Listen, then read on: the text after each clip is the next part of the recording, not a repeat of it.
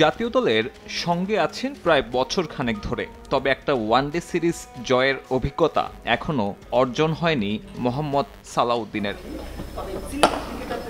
Series তো দূরে থাক, 11 ম্যাচে তার অধীনে দল জয় পেয়েছে মাত্র একটা। চ্যাম্পিয়ন্স ট্রফির ভরাডুবি একপাশে রাখলেও 3 সিরিজের দুটোতেই দল হয়েছে হোয়াইট ওয়াশ, যার মধ্যে একটা সদ্য সমাপ্ত আফগানিস্তান সিরিজ। ব্যাটিং ভরাডুবিকে যেন শিল্পের পর্যায়ে নিয়ে গেছেন দেশসেরা তকমা থাকা এই কোচ।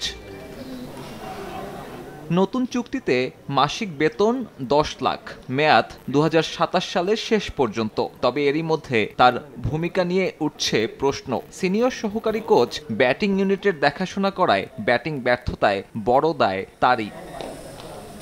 সালাউদ্দিন দায়িত্ব নেয়ার পর ঠিক কেমন ক্রিকেট খেলছে বাংলাদেশের ব্যাটাররা তা বুঝতে দেখতে হবে কিছু পরিসংখ্যান। এই 11 ওয়ানডেতে বাংলাদেশ দল 250 পার করেছে মাত্র 2 বার, 100-র বেশি রানের জুটি হয়েছে 4 বার, ওপেনিং জুটিতে নেই কোনো 50, এমনকি পাওয়ার প্লের প্রথম 10 ওভারে ব্যাট করতে ব্যর্থ হয়েছে ওপেনিং জুটি।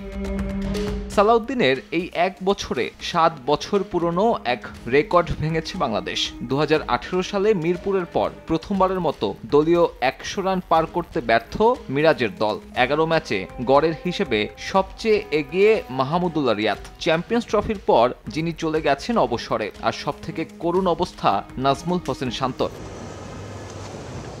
ঘরোয়ার সাফল্যে অনেকটা পাবলিক ডিমান্ড হয়েই জাতীয় দলে আসেন সালাউদ্দিন। যদিও ডিপিএল কিংবা বিপিএলে তার দায়িত্বটা ছিল না ব্যাটিং কোচের। স্পেশালিস্ট দায়িত্বে তার যোগ্যতা নিয়ে উঠছে প্রশ্ন। বিশেষায়িত ব্যাটিং কোচের প্রয়োজনটাও হয়ে উঠছে গুরুত্বপূর্ণ।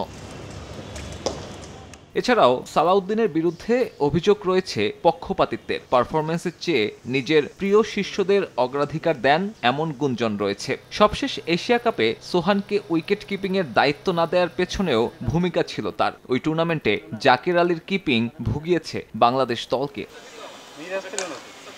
নতুন চুক্তি হওয়ায় আপাতত জাতীয় দলেই থাকছেন সালাউদ্দিন। তবে বিশেষায়িত ব্যাটিং কোচ নিয়োগের ব্যাপারে আলোচনা চলছে ক্রিকেট বোর্ডে। তবে তেমনটা হলে জাতীয় দলে সালাউদ্দিনের ভূমিকা কি হবে সে প্রশ্নটাও ওঠে অবধারিতভাবে।